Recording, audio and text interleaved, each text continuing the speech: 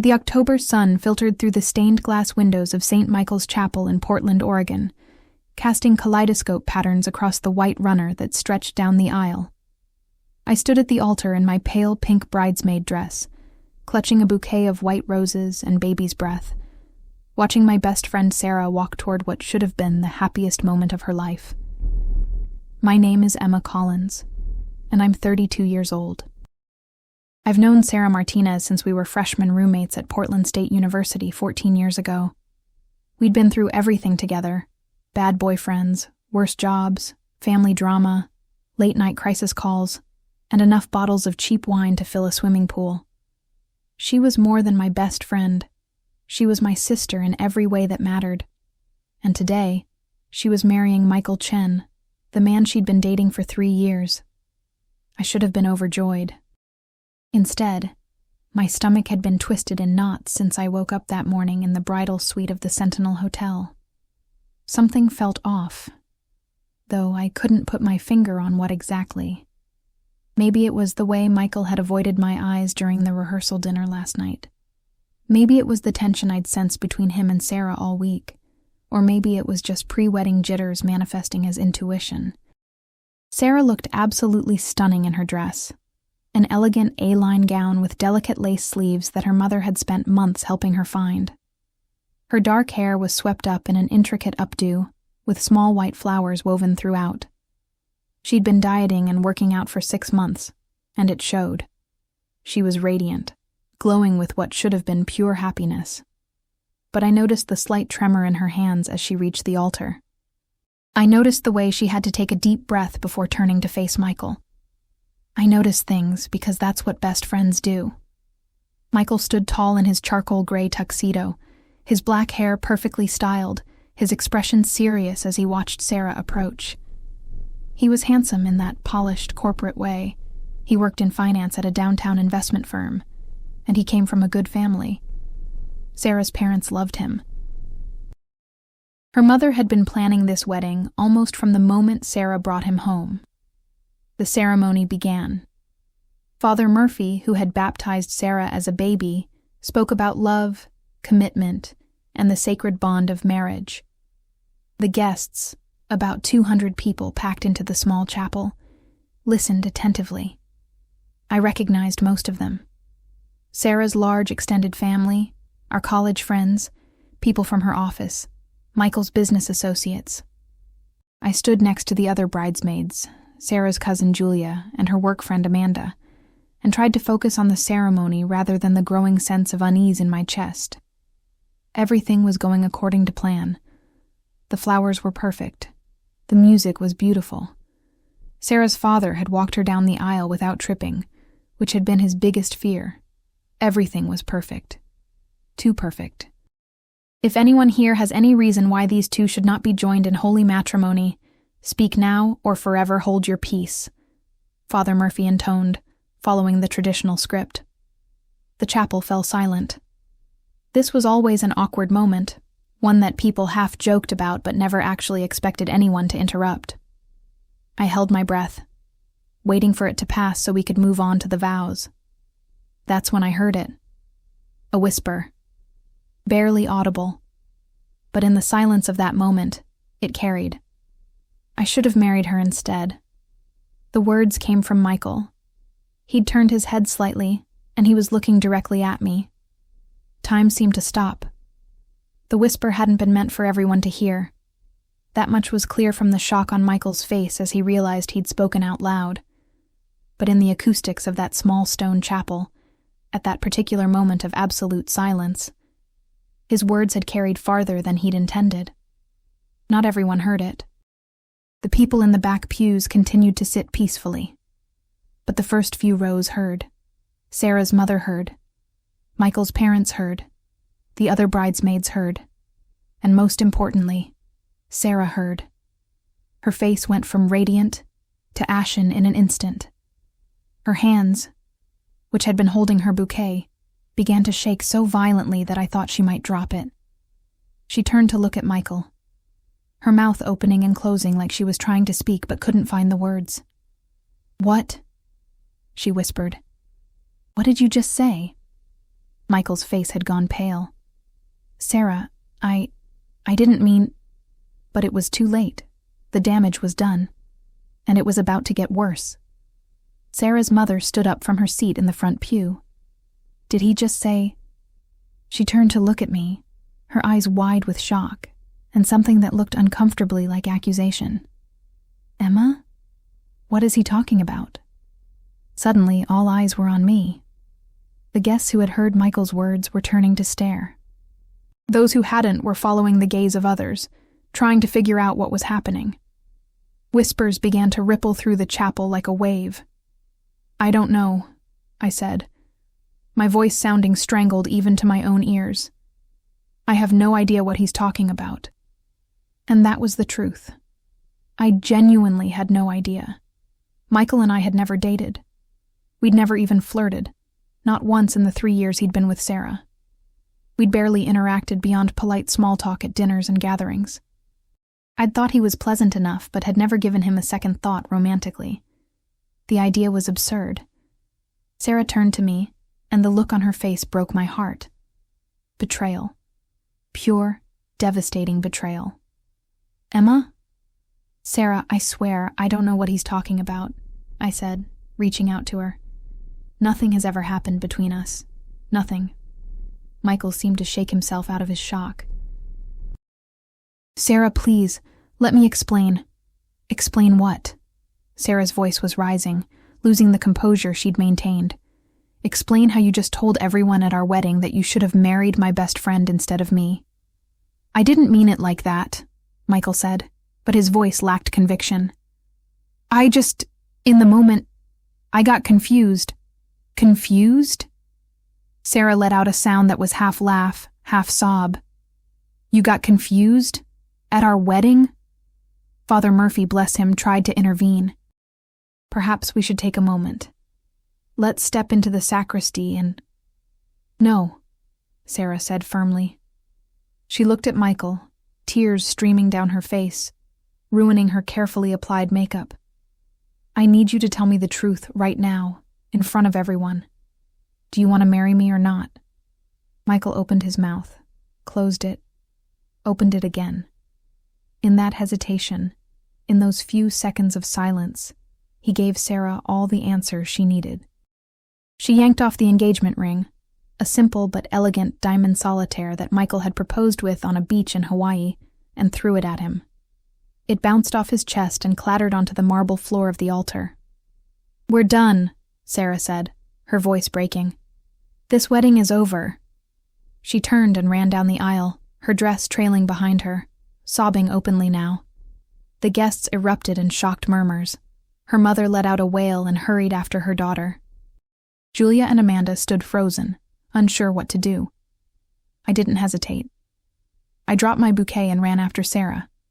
I found her in the bridal suite, tearing at her dress with shaking hands, trying desperately to get it off. "Get it off. Get it off. Get it off," she kept repeating, her voice rising with each word. "Sarah, let me help you," I said, rushing to her side. I started working on the buttons, my own hands shaking. "How could he?" she sobbed. "How could he do this to me, in front of everyone, on our wedding day?" "I don't know," I said honestly. "Sarah, I swear to you, nothing has ever happened between Michael and me. I've never thought of him that way. Not once." She turned to look at me, mascara running down her face. "Then why would he say it?" "I don't know," I repeated, because I genuinely didn't. The door burst open. Sarah's mother rushed in, followed by Julia and Amanda. "Sarah, honey." "I don't want to talk about it," Sarah cried out. "I just want to get out of this dress and go home. Please, just help me get out of this dress." We worked together, the four of us, carefully removing the dress that Sarah's mother had helped her pick out, that they'd spent hours being fitted for, that was supposed to be worn on the happiest day of her life. Each button we undid felt like we were erasing a dream. Once Sarah was out of the dress and into the jeans and sweater she'd worn to the chapel that morning, she grabbed her purse and headed for the door. "Sarah, wait," her mother called. "We need to—" There's the reception, and the guests, and— Cancel it, Sarah said flatly. Cancel everything. I don't care what it costs. I never want to see Michael Chen again. She walked out, leaving us standing in the bridal suite surrounded by the trappings of a wedding that would never be. The dress, the veil, the bouquets, the dreams. Julia looked at me. Emma, what just happened? I honestly don't know, I said, sinking onto the small sofa. My mind was reeling, trying to process what had just occurred. I have no idea why Michael would say something like that. But even as I spoke, a small voice in the back of my mind whispered, was there something I missed? Some sign I didn't see? Sarah's mother turned to me, her face a mixture of grief and anger. Emma, I need you to be completely honest with me. Has something been going on between you and Michael? No, I said firmly. Mrs. Martinez, I swear on everything I hold dear, nothing has ever happened between Michael and me. I would never do that to Sarah. Never. She searched my face for a long moment, then nodded slowly. I believe you. But someone needs to figure out what the hell Michael was thinking. As if summoned by his name, there was a knock at the door. Julia opened it to reveal Michael, still in his tuxedo, looking absolutely wrecked. Is Sarah here? He asked. I need to talk to her. I need to explain. She's gone, Mrs. Martinez said coldly. And if you're smart, you'll stay far away from my daughter. Please, I just need to explain, Michael said desperately. It came out wrong. I didn't mean— What did you mean? I asked, standing up. Because I'm as confused as everyone else, Michael. What the hell were you talking about? He looked at me, and I saw something in his eyes that made my stomach drop.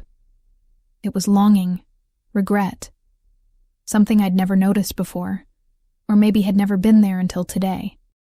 He ran his hands through his perfectly styled hair, making it stand up in odd directions.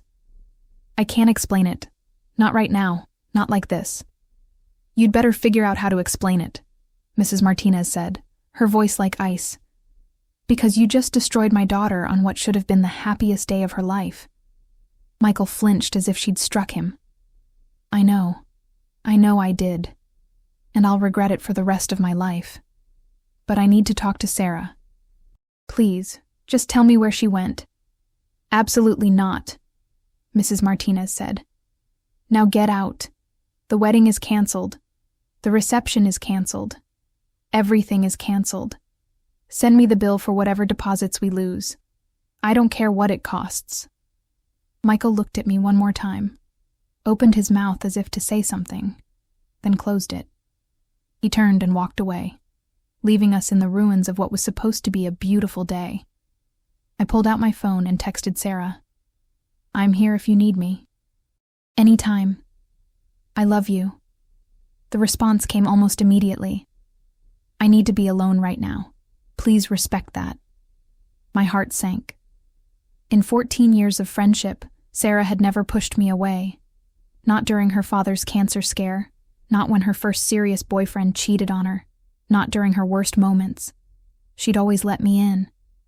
But now, because of something Michael said, something I didn't understand and had no control over, there was a wall between us. I looked at Mrs. Martinez, at Julia, at Amanda. All of them were looking at me with varying degrees of sympathy, confusion, and wariness. I should go, I said quietly. I should give Sarah space. Maybe that's best, Mrs. Martinez said, though her tone had softened slightly. For now. Let her process this. I gathered my things and left the bridal suite, walking through the chapel where guests were being informed that the wedding was canceled. I could feel their eyes on me as I passed.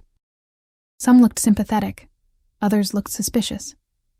I heard whispers follow me out the door. My car was parked in the lot behind the chapel. I sat in the driver's seat, still in my bridesmaid dress, and tried to make sense of what had just happened. An hour ago, I'd been standing at an altar, watching my best friend marry a man she loved. Now that wedding was destroyed. Sarah wouldn't talk to me. and somehow I was at the center of a scandal I didn't understand. My phone buzzed. A text from my mother. "Emma, what's going on?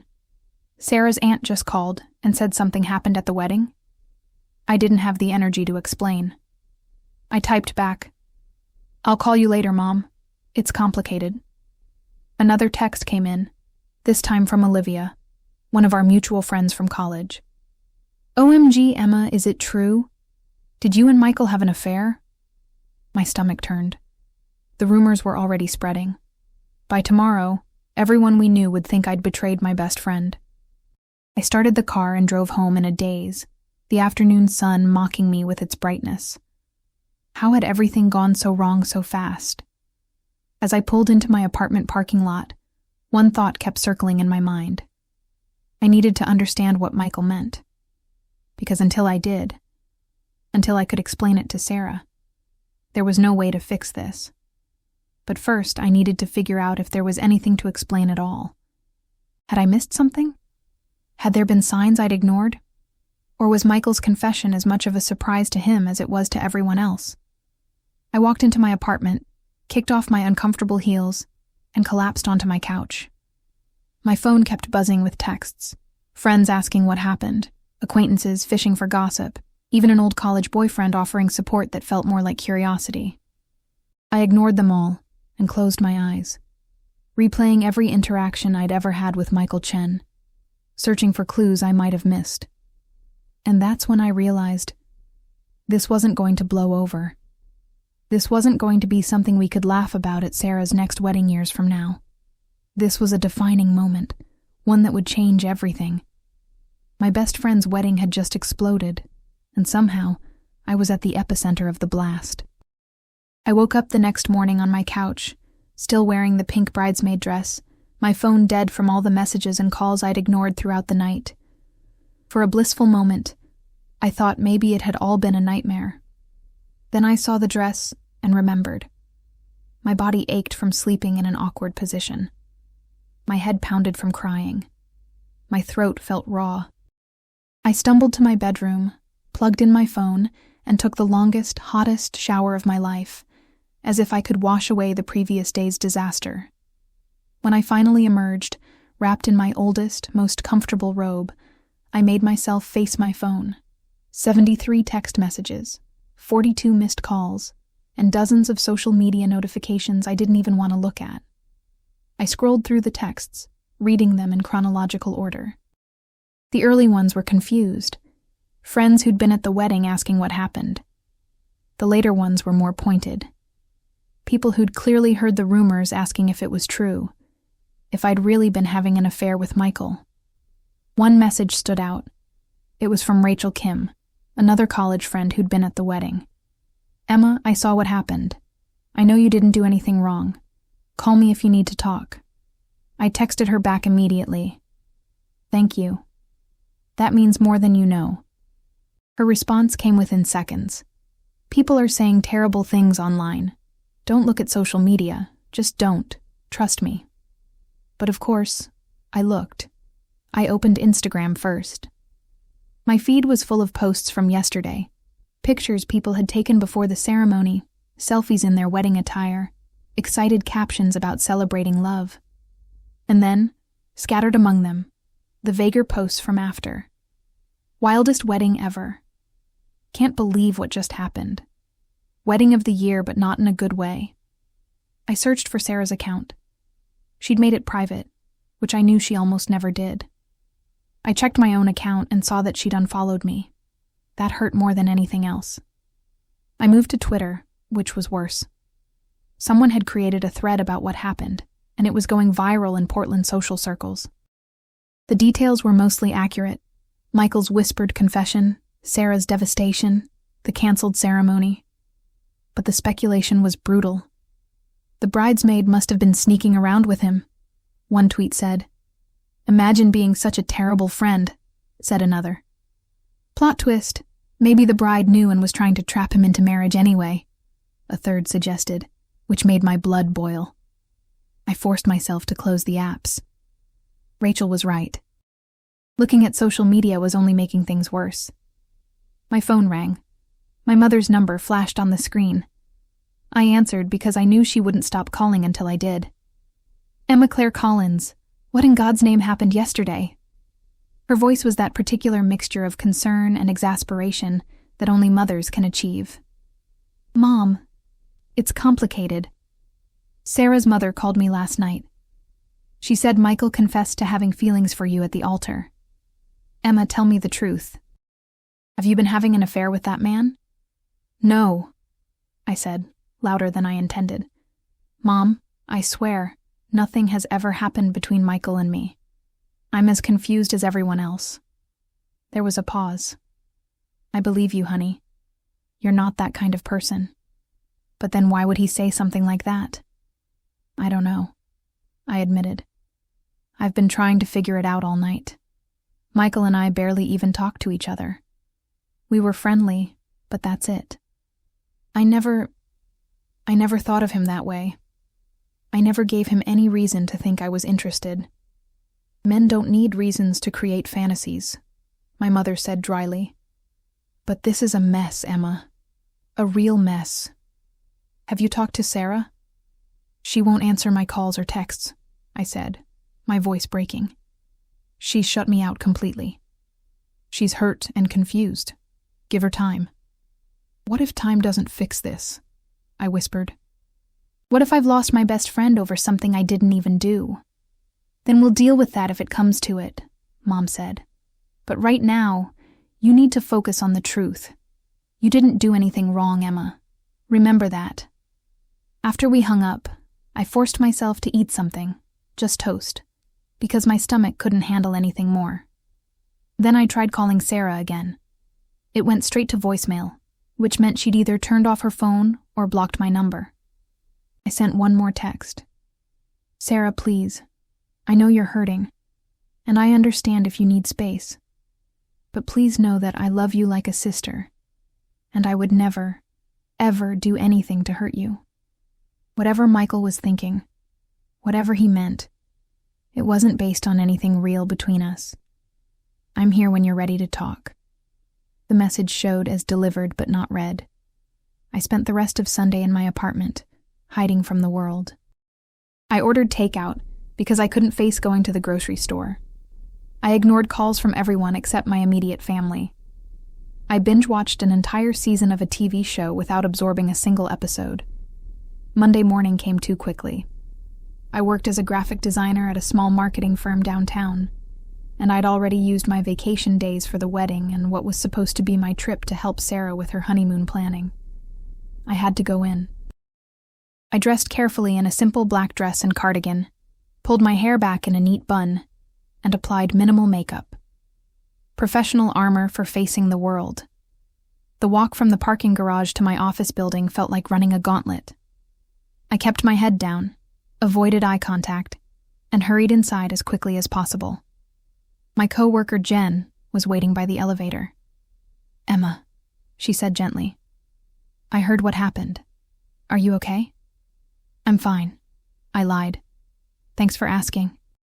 For what it's worth, I don't believe any of the rumors. You're not that kind of person. I wanted to hug her. Thank you, really. The elevator ride was mercifully empty. I made it to my desk without encountering anyone else and tried to lose myself in work. I had a logo redesign due Wednesday and a website mock-up that needed final approval. Around 10, my boss Sandra knocked on my cubicle wall. Emma, can I see you in my office? My stomach dropped. Sandra was fair, but firm, and being called to her office was rarely good news. I followed her to the glass-walled room that overlooked the design floor. She gestured for me to sit and closed the door behind us. I wanted to check in with you, she said, settling into her chair. I heard about what happened at your friend's wedding. Of course she had. Sandra lived in Portland. She probably knew people who'd been there. It was difficult, I said carefully. I'm sure it was, Sandra said. And I want to be clear that your personal life is your own business. But I need to know, is this going to affect your work? Are you going to be able to focus? Yes, I said firmly. I can focus. I need to focus, actually. Work might be the only normal thing in my life right now. Sandra studied me for a moment, then nodded. Okay. But if you need to take a personal day or two, let me know. And Emma? Try not to let office gossip get to you. People talk, but it'll blow over. Except it didn't blow over. By Tuesday, someone had posted a longer, more detailed account of the wedding disaster on one of those anonymous gossip blogs that Portland people love to hate read. It included my full name, my workplace, even my college major. The comments section was vicious. My social media mentions exploded. People I didn't know were tagging me in posts, calling me terrible names, accusing me of things I hadn't done. Someone even posted my work email address, and I started getting nasty messages there too. Sandra called me into her office again Tuesday afternoon. Emma, I hate to do this, but the company's getting calls about you. Negative calls. And one of our clients saw the blog post and is threatening to pull their account if we keep you on their project. What? I felt like I'd been punched. But I didn't do anything wrong. I know that. I believe you. But perception matters in this business. And right now, the perception is complicated. She sighed. I'm not firing you. But I am going to take you off client-facing projects for a while. Just until this dies down. How long will that be? I asked, though I already knew the answer. I don't know, Sandra admitted. These things have a way of lingering. I went back to my desk feeling numb. This was my career. I'd worked hard to get where I was. And now it was being damaged by a scandal that wasn't even real. That evening, I finally got a response from Sarah. Not directly to me, but in the form of a text sent to our college group chat. I need everyone to know that I'm taking some time away from social media and from Portland. I'll be staying with my aunt in Seattle for a while. I need space to process what happened. To my real friends who have reached out with support, thank you. To those who have been spreading rumors or taking sides, please stop. And to Emma, I can't talk to you right now, maybe not for a long time. I need to figure out how I feel about everything. Several friends responded immediately with supportive messages for Sarah. A few sent private messages to me expressing sympathy. But the damage was done. Sarah had grouped me with those who have been spreading rumors, even though I'd been silent about everything. I typed and deleted a dozen responses before finally sending, I understand. Take all the time you need. I love you. There was no response. Wednesday brought a new development. Michael had apparently been trying to reach me, leaving voicemails that I'd been deleting without listening to. But Wednesday morning, he showed up at my office. I'm sorry, sir, you can't go up without clearance, I heard the lobby security guard say as I was entering the building. I just need 5 minutes with Emma Collins, Michael's voice responded. Please, it's important. I should have turned around and left through another entrance. But I was tired of running, tired of hiding, tired of being painted as the villain in a story I didn't understand. It's fine, Marcus, I said to the guard. I'll talk to him. But we're staying right here in the lobby. Michael looked terrible. His usually neat hair was disheveled, his eyes were bloodshot, and he hadn't shaved. He was wearing jeans and a wrinkled button-down shirt, casual clothes I'd never seen him in before. Emma, thank you for seeing me, he said, his words tumbling out in a rush. I've been trying to reach you. I need to explain. I need you to understand. Understand what, Michael? I kept my voice cold, professional. That you destroyed your wedding, humiliated Sarah, and ruined my life, all because of some fantasy you apparently had about me. It wasn't a fantasy, he said quietly. Emma, I've had feelings for you since the day I met you. My blood ran cold. What? 3 years ago at that barbecue at Jake's house. Do you remember? Sarah introduced us. You were wearing a blue sundress and you had paint on your hands from some project you'd been working on. You laughed at my joke about the burnt hamburgers, and I felt something. Something I'd never felt with anyone. I stared at him, trying to process this. I vaguely remembered that barbecue. Jake was one of Sarah's co-workers who threw annual summer parties. I'd gone because Sarah asked me to. I'd met Michael there, sure, but it had been the most mundane of interactions. Nothing memorable, nothing special. "Michael, that's insane," I said. "We talked for maybe 5 minutes, and then you asked Sarah out." "I know," he said miserably. "I know. That's what makes it so terrible. I liked Sarah.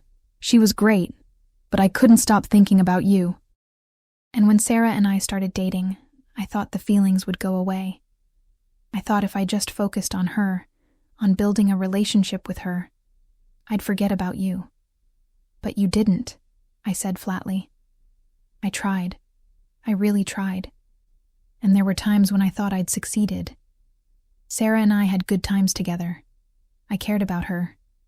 But then you'd be at a dinner, or a party, or helping Sarah plan the wedding, and it would all come rushing back. I felt sick. Michael, did you even love Sarah at all? Or was she just a placeholder for someone you couldn't have?" He flinched. "I did love her. I do love her. Just not the way I should have. Not the way she deserved." "Then why did you propose to her?" I demanded. "Why put both of you through this?" "Because I thought I could make it work. Because I thought if we got married, if we committed to each other, these feelings for you would finally die. I thought marriage would fix it." "Marriage doesn't fix anything," I said. "It just makes everything more complicated. You should have been honest with Sarah from the beginning." "I know," he whispered. "I know that now. But I was a coward. I convinced myself that what I felt for you wasn't real. That it was just attraction or nostalgia or something that would pass. And then at the altar, looking at Sarah, thinking about promising to love her forever, knowing you were standing right there." He ran his hands through his hair. The words just came out. I didn't mean to say them out loud. I didn't mean for anyone to hear. But it was like my subconscious was screaming what my conscious mind had been trying to suppress for 3 years. I wanted to feel sorry for him. Part of me did. But the larger part was just angry. Angry at him for his cowardice, for his selfishness, for the mess he'd created. "You need to fix this," I said firmly. "You need to tell Sarah exactly what you just told me. You need to explain that this was all in your head, that I never encouraged it, that I didn't even know about it. You need to clear my name, Michael." "I will," he promised. "I'll tell her. I'll tell everyone. Emma, I'm so sorry. I never meant for you to get hurt by this." "But I did get hurt," I said. "My best friend won't talk to me. People think I'm some kind of homewrecker. I'm being harassed online and at work. My reputation is destroyed. And for what? For feelings I didn't ask for, didn't return, and didn't even know existed? I know, and I'll do everything I can to make it right." "Good," I said, "because if you don't, if Sarah doesn't hear the truth from you, I'll never forgive you." He nodded and turned to leave. At the door, he paused. "For what it's worth, I really am sorry. You're a good person, Emma. You deserve better than this." After he left, I stood in the lobby for a long moment, trying to process what I'd just learned. Michael had been harboring feelings for me for 3 years. 3 years of interactions, dinners, parties, wedding planning, and I'd never noticed. Had never suspected. Was I really that oblivious? Or had Michael just been that good at hiding it? I pulled out my phone and texted Sarah. "I just talked to Michael. He explained everything. Sarah, please, you need to hear this from him. None of this was my fault. I never knew." This time, the message didn't even show as delivered. She'd blocked my number. I went upstairs to my office and tried to work, but I couldn't focus. My mind kept replaying every interaction I'd ever had with Michael, looking for signs I'd missed. That time he'd volunteered to help me move furniture when I changed apartments. Had that been more than just being helpful? The way he always seemed to remember my coffee order at group breakfasts, was that attention or something else? But even as I analyzed these memories, I knew the truth. I'd never given him any encouragement. I'd been friendly but distant, professional, the kind of cordial you are with your best friend's significant other. This wasn't my fault. But fault didn't matter when your life was falling apart. Thursday, Rachel called me. "Emma, you need to see this." "See what?" "Michael posted something on Facebook. A long post explaining everything." I opened my laptop and pulled up Facebook. Sure enough, there at the top of my feed was Michael's post. I owe everyone, especially Sarah and Emma, an explanation for what happened at the wedding. The truth is that I've been struggling with feelings for Emma since I first met her 3 years ago. These feelings were entirely one-sided. Emma never encouraged them, never acted on them, never even knew about them. She has done absolutely nothing wrong. I'm the one who's at fault here. I'm the one who proposed to Sarah while having feelings for someone else. I'm the one who thought I could ignore these feelings and they'd go away. And I'm the one who destroyed what should have been the happiest day of Sarah's life, because I was too much of a coward to face the truth sooner. Emma is innocent in all of this. She's been my friend's loyal best friend. Nothing more. Any harassment or blame directed at her needs to stop immediately. This is my fault, and mine alone. Sarah, if you're reading this, I'm sorry. I'm so sorry. You deserved so much better than what I gave you. The post had been up for an hour and already had hundreds of comments and shares. I scrolled through them, my emotions swinging wildly between relief and anxiety. Some people were sympathetic. "Thank you for being honest. It takes courage to admit this. I hope everyone involved can heal." Others were less forgiving. "You're a coward for not figuring this out before the wedding. This doesn't excuse what you did. Wasting 3 years of someone's life is unforgivable."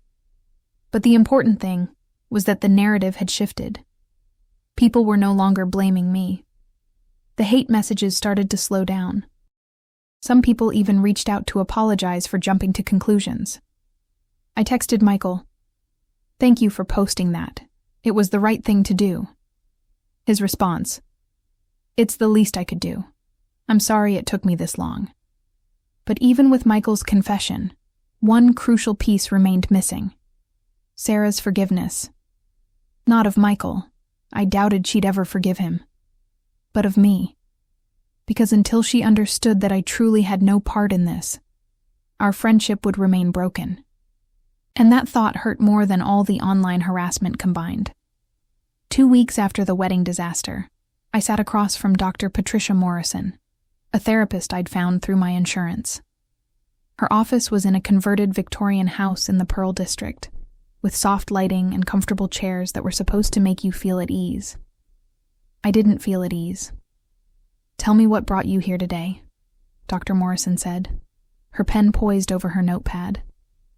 "My best friend's wedding imploded because the groom confessed he had feelings for me at the altar," I said. The words came out flat, emotionless. I'd told the story so many times now that it felt like I was reciting someone else's drama. Now everyone thinks I'm either a homewrecker or a victim, depending on who you ask. My best friend won't talk to me, and I don't know how to fix any of it. Dr. Morrison nodded. "That sounds incredibly painful. How are you coping?" "I'm not," I admitted. "I mean, I'm functioning. I go to work, I eat, I sleep. But I feel like I'm walking around in a fog. I keep waiting for things to go back to normal, but I'm starting to realize that normal doesn't exist anymore." "Tell me about Sarah," Dr. Morrison said. "How long have you been friends?" 14 years, since college. She's been my person, you know. The one I call when something good happens or something bad happens. The one who knows all my secrets and loves me anyway." My voice cracked.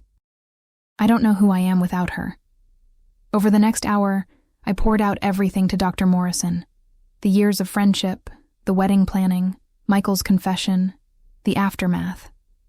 She listened without judgment, occasionally asking clarifying questions. "It sounds like you're grieving," she said finally. "Not just the friendship, but the person you thought you were. The person who was Sarah's best friend, who had a clear role in her life. I guess I am, I said. But how do I grieve something that might not actually be over? What if Sarah comes back? What if she forgives me? Is that what you want? For things to go back to how they were? I opened my mouth to say yes, then paused. Did I want that? Could things ever go back to how they were? I don't know, I said honestly. I want my friend back, but I also feel angry. Angry that she didn't trust me enough to know I'd never betray her. Angry that she blocked me without giving me a chance to explain. Is that wrong? It's not wrong to feel angry, Dr. Morrison said. Anger is often a mask for hurt. You're hurt that someone you love didn't believe in you. She was right. I was hurt. Deeply hurt. That evening, as I left Dr. Morrison's office, my phone buzzed with a call from an unknown number. I almost didn't answer, but something made me pick up. Emma? It's Julia, Sarah's cousin. Julia, hi, I said, surprised. Julia and I had gotten along well during the wedding prep, but we weren't close friends. I hope it's okay that I'm calling. I got your number from the bridesmaid group chat. She paused. I wanted you to know that Sarah's back in Portland. She came back yesterday. My heart leaped. She is? How is she? Not great, Julia said honestly. She's staying with her parents. She's not ready to go back to her apartment yet. Too many memories of Michael there. But Emma, I think you should know that she saw Michael's post. She knows the truth now. Did she say anything about me? Not directly, but I could tell it affected her. She looked sad and guilty, I think. Look, I'm not supposed to be telling you this, but I thought you deserved to know. Thank you, Julia. Really. Give her time, Julia said. Sarah's stubborn, but she's also fair. She'll come around. After we hung up, I felt the first spark of hope I'd had in weeks. Sarah knew the truth. Maybe, just maybe, there was a chance to repair what had been broken. The next day was Saturday. I woke up with a sense of purpose I hadn't felt since before the wedding. I needed to talk to Sarah, but I also knew that showing up at her parents' house uninvited would be too aggressive. I needed a different approach.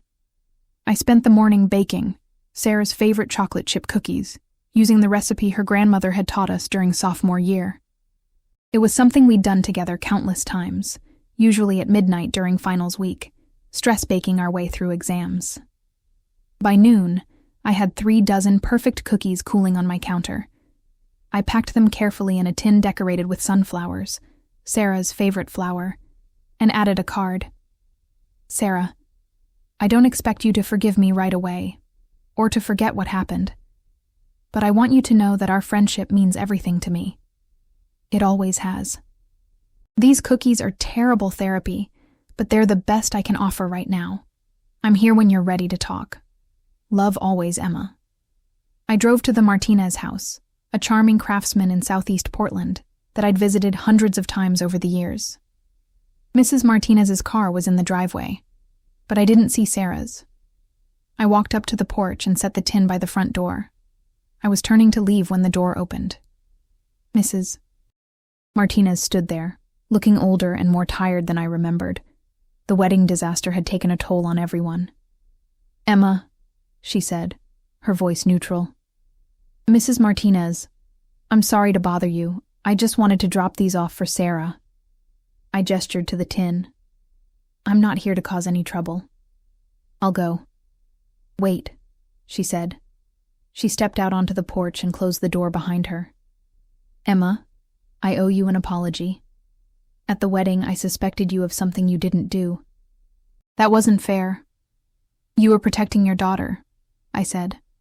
I understand. Still, I'm sorry. I know you'd never hurt Sarah. She sighed. She's been through so much. The humiliation, the heartbreak, the canceled honeymoon, returning wedding gifts. It's been devastating for her. I can't imagine. I said softly. How is she? Some days are better than others. She's angry. At Michael mostly, but also at herself for not seeing the signs.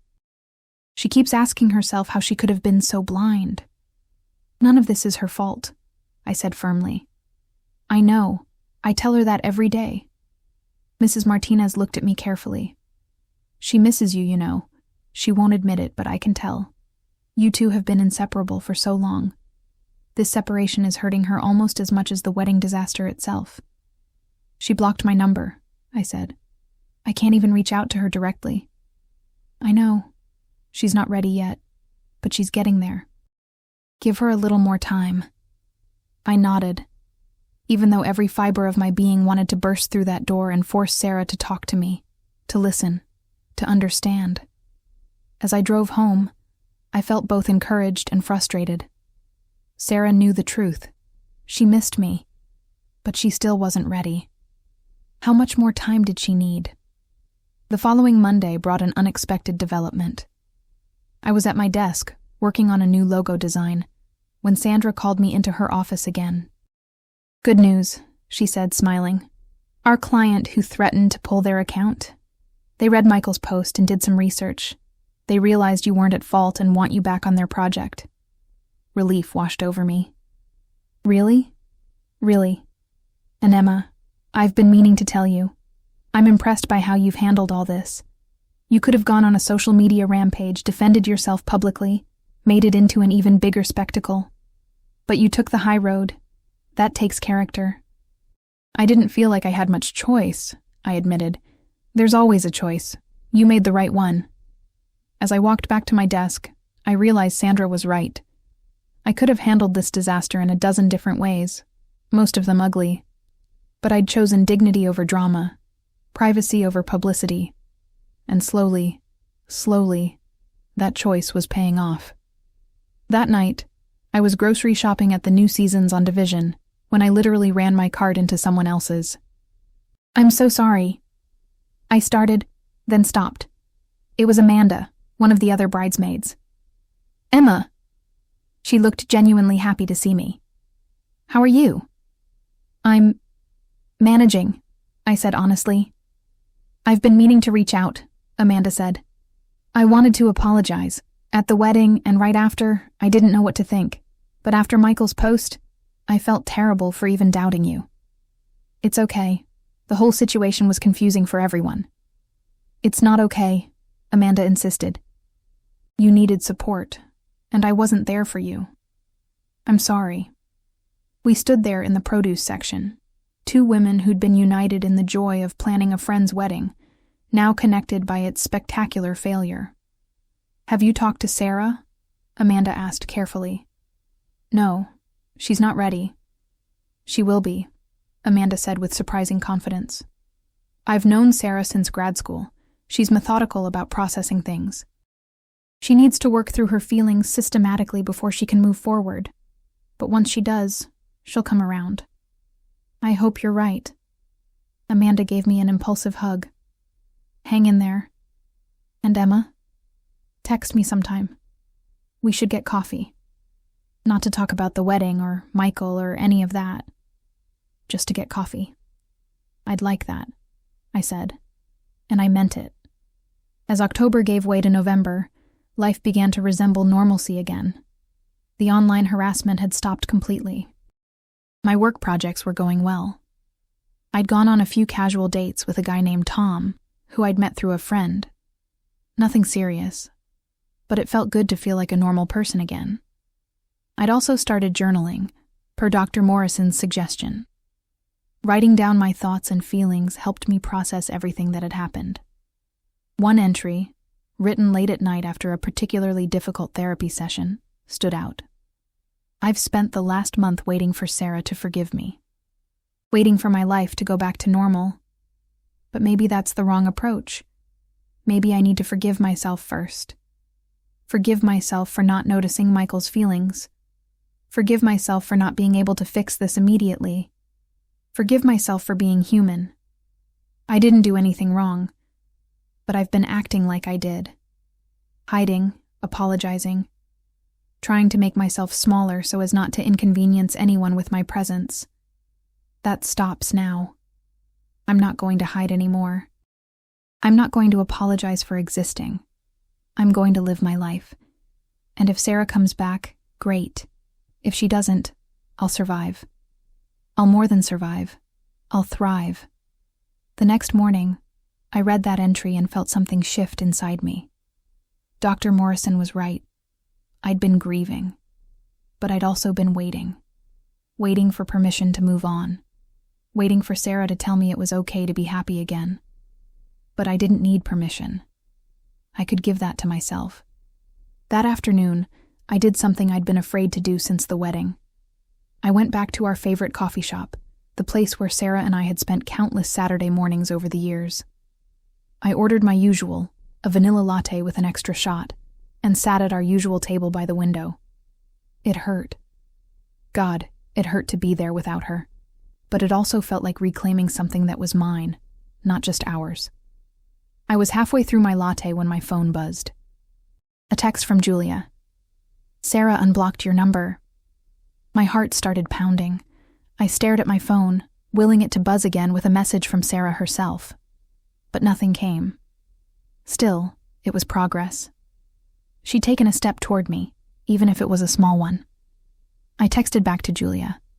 "Thank you for letting me know." Then I did something that surprised even me. I texted Sarah. Not a long message asking for forgiveness or explaining my side of things. Just, "I'm at Kawava, at our table. I'm thinking about you." I hit send before I could second-guess myself. 3 minutes passed. 5. 10. I finished my latte and was gathering my things to leave when my phone buzzed. "Sarah, I'm not ready to talk yet, but thank you for the cookies. They were perfect." It wasn't much, but it was something. It was a crack in the wall that had been between us. I texted back, "Take all the time you need. I'll be here." 3 days later, on a Thursday evening, I was at home watching a cooking show when my doorbell rang. I wasn't expecting anyone. I looked through the peephole and felt my heart stop. Sarah stood on my doorstep, wearing jeans and an oversized sweater, her hair pulled back in a messy ponytail. She looked nervous, her hands shoved deep in her pockets. I opened the door. "Sarah." "Hi," she said quietly. "Can I come in?" "Of course, always." We stood in my living room, facing each other across the coffee table, both of us uncertain how to start this conversation we'd been avoiding for a month. "I've been thinking about what to say to you for weeks," Sarah finally said. "I've written and deleted about 100 texts, but I realized I just needed to say it to your face." She took a deep breath. "I'm sorry, Emma. I'm so sorry." "Sarah, let me finish," she said. "I'm sorry for not believing you. I'm sorry for shutting you out. I'm sorry for making you feel like you had to apologize for something you didn't do. You're my best friend, and I should have known. I did know that you'd never betray me. But in that moment at the altar, when Michael said those words, I broke, and I couldn't separate my anger at him from my hurt about you. I understand, I said, and I did. Sarah, what happened at that wedding was traumatic for both of us. You lost your fiancé and your wedding day. I lost my best friend. We're both victims of Michael's cowardice. I know that now, she said.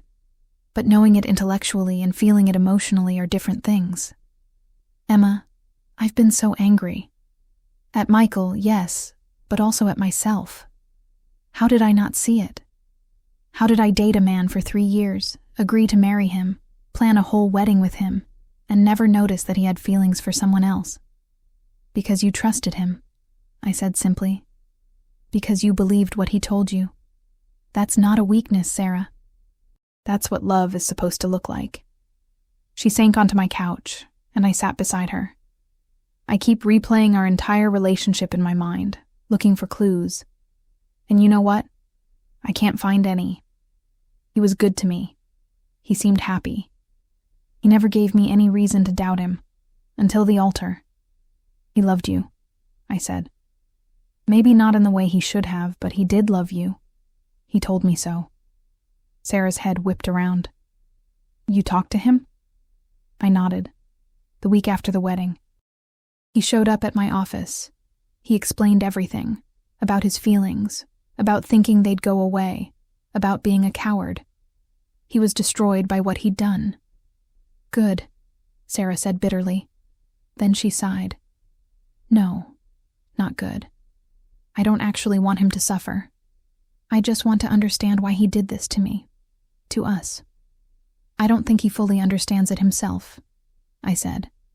People are complicated. Feelings are complicated. Sometimes we don't know our own hearts until it's too late. We sat in silence for a moment. Then Sarah said, I need you to know something.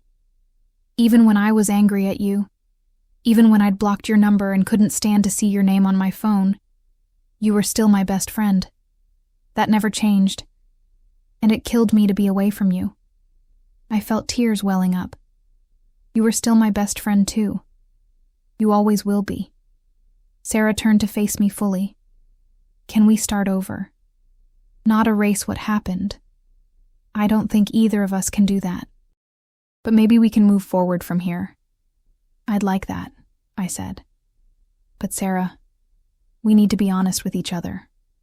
Really honest. If you're still angry at me, or if you have doubts, or if you need more time, tell me. I can't go through this again. The uncertainty, the silence. I don't have doubts, Sarah said firmly. I believe you. I believe that nothing happened between you and Michael. I believe that you had no idea about his feelings. And I'm not angry at you anymore. I'm just sad. About everything. Me too, I whispered. Sarah reached over and took my hand. I missed you. I missed my best friend. I missed you too. So much. We sat there holding hands. Two women who'd survived a disaster that should have destroyed their friendship, but somehow hadn't. There would be more conversations, more healing to do. But this was a start. So? Sarah said after a while, a hint of her old humor returning. What have I missed in the last month? Catch me up on your life. And just like that, we started talking. Really talking. About my therapy sessions, about her time in Seattle with her aunt, about the hate mail we'd both received, about the support from unexpected people, about everything and nothing, the way best friends do. Hours later, when Sarah finally left, I felt lighter than I had in weeks. We weren't back to normal. We might never be back to normal, but we were on our way to something new, something that had been tested and survived. As I got ready for bed that night, I thought about resilience, about how the strongest friendships aren't the ones that never face challenges, but the ones that survive them.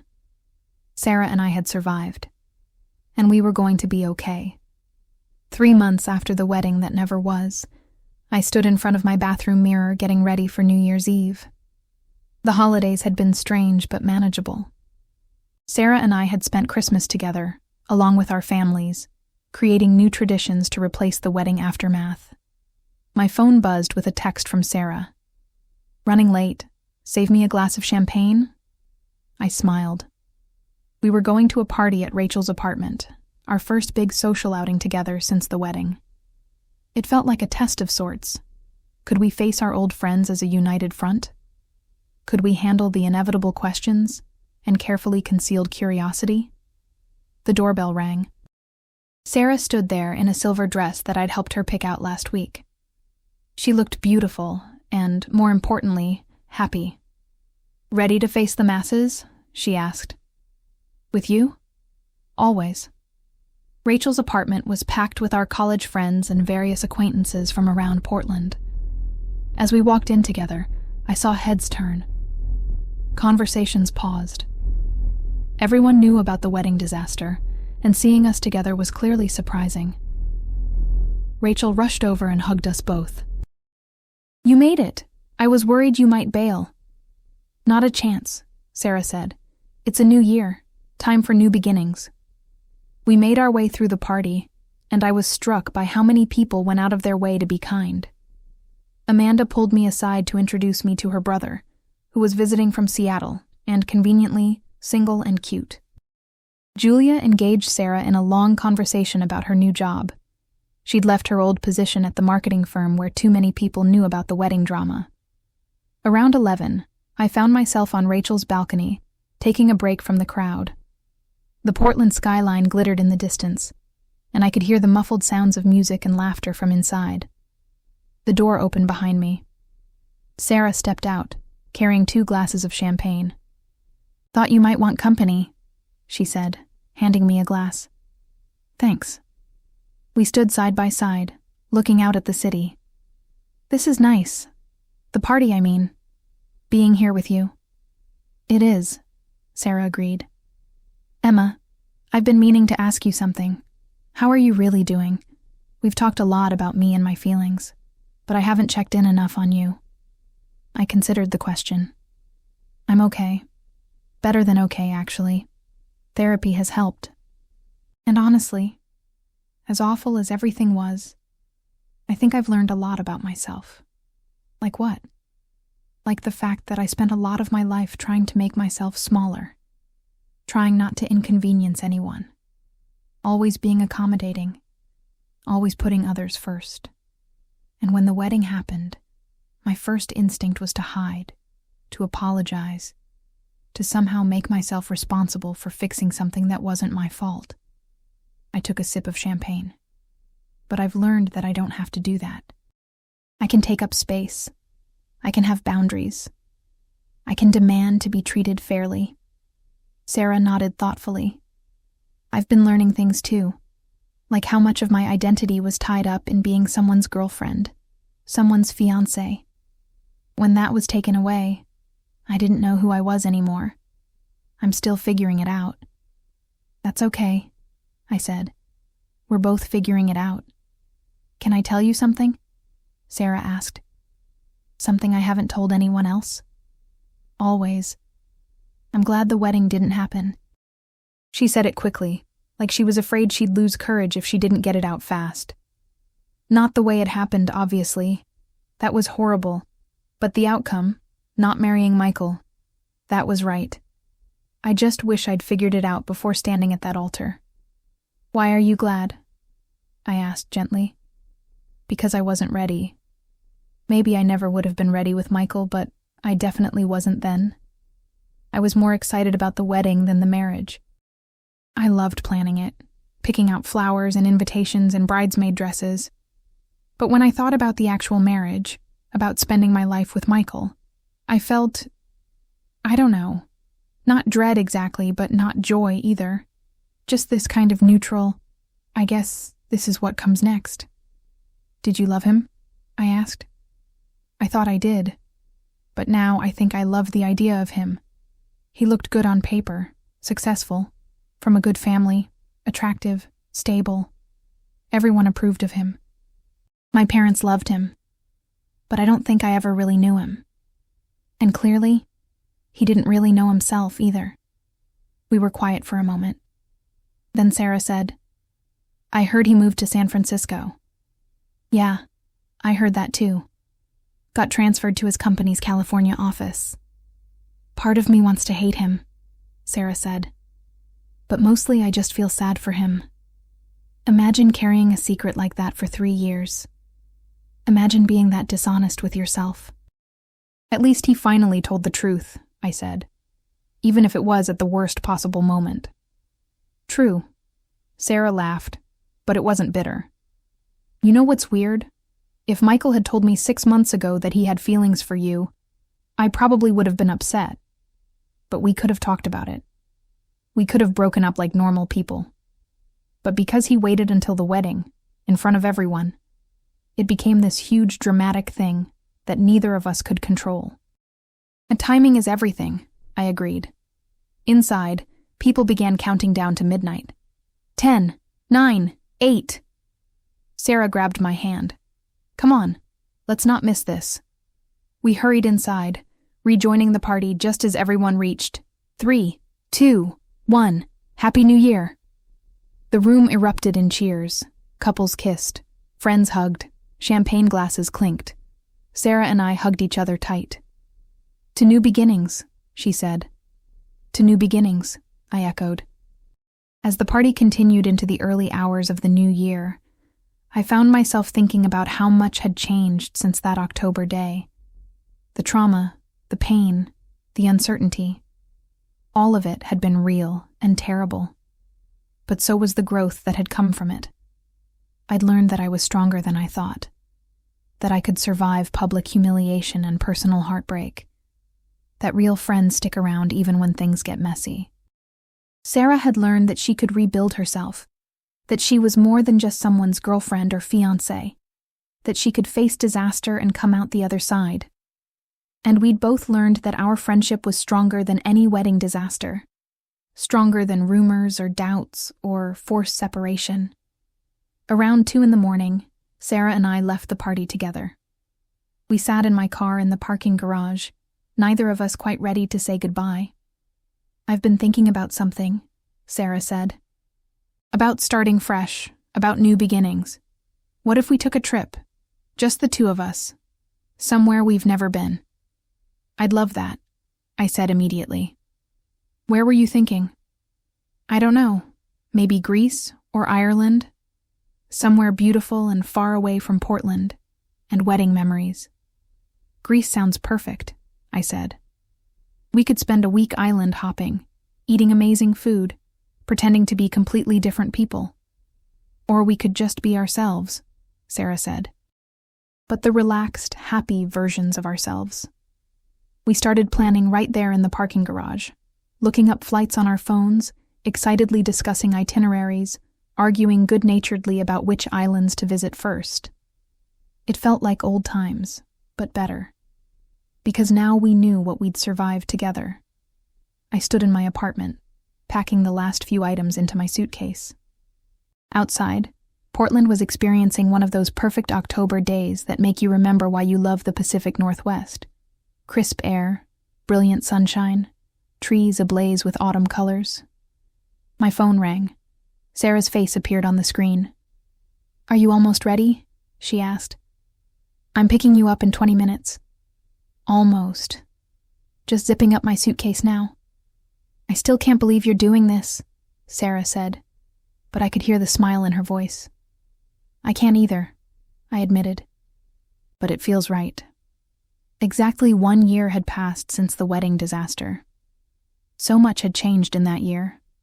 Sarah had started her own boutique marketing consultancy and was thriving. I'd been promoted at work and was leading my own design team. We'd taken that trip to Greece in the spring.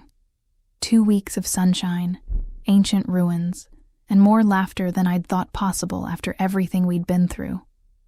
And I'd met someone. Tom, the guy I'd gone on a few casual dates with after the wedding, had turned into something more. We'd taken it slow, really slow, both of us wary of rushing into anything. But over the months, something real had developed. Last week, Tom had asked me to move in with him, and after a lot of thought, a lot of therapy sessions with Dr. Morrison, and a lot of long conversations with Sarah, I'd said yes. "Tom's a good guy," Sarah said now. "He's nothing like Michael." She was right. Tom was open, honest, emotionally available. He didn't hide his feelings or live in fantasy. He showed up, consistently and genuinely. "How are you feeling?"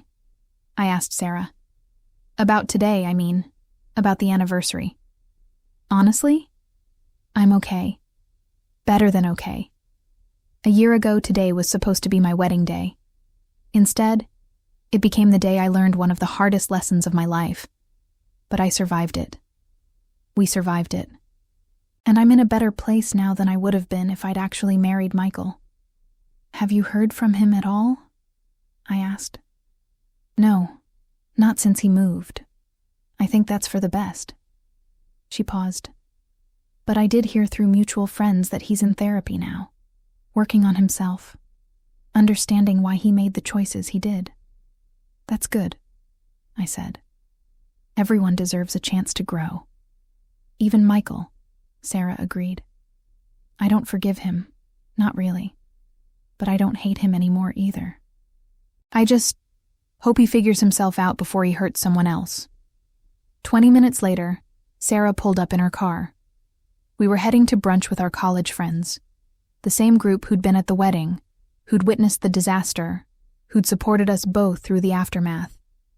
As I climbed into the passenger seat, Sarah handed me a small wrapped package. "What's this?" "Open it." Inside was a necklace, a delicate silver chain with 2 interlocking circles. "It's beautiful," I breathed. "It's an infinity symbol," Sarah explained, "to remind us that our friendship is infinite. No matter what happens, no matter what obstacles we face, we're in this together." I hugged her tight. "Thank you. For this. For everything. For being my person. Always," she said. "Now put it on. We have mimosas waiting for us." At brunch, surrounded by friends who'd stuck with us through the drama and chaos, I felt genuinely happy. Not the cautious, waiting for the other shoe to drop happiness I'd felt in the months after the wedding, but real, solid contentment. Rachel raised her glass.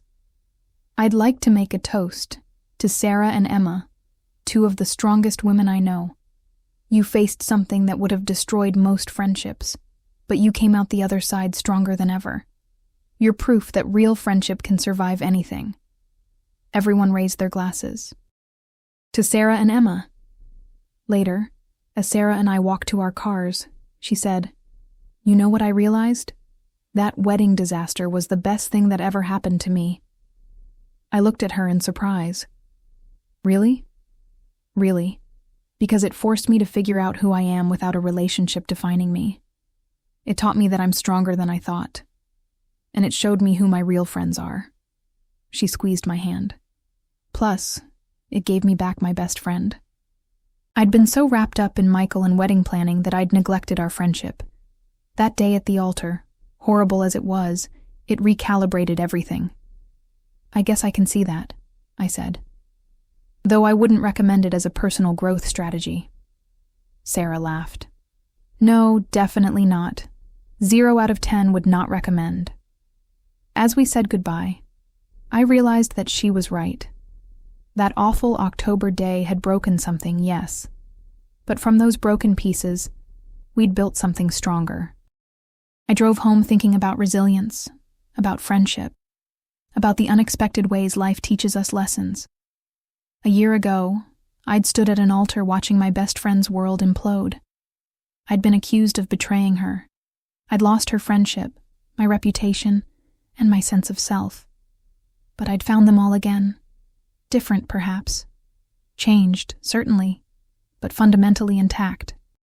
And that night, as I unpacked boxes in Tom's apartment, our apartment now, with him making dinner in the kitchen and music playing on the speakers, I felt something I hadn't felt in a long time. Peace. The wedding disaster would always be part of my story. But it wasn't the whole story. It wasn't even the most important part anymore. The most important part was what came after. The healing, the growth, the rebuilding. The way Sarah and I had fought our way back to each other. The way I'd learned to stand up for myself, to demand better, to recognize my own worth. My phone buzzed. A text from Sarah. "Movie night this Friday? I'll bring the wine and the chocolate." I smiled and typed back. "Perfect. Just like old times." But it wasn't like old times. It was better. Because now we knew what our friendship could survive. And that knowledge, that certainty, was worth more than any perfect wedding day could ever have been.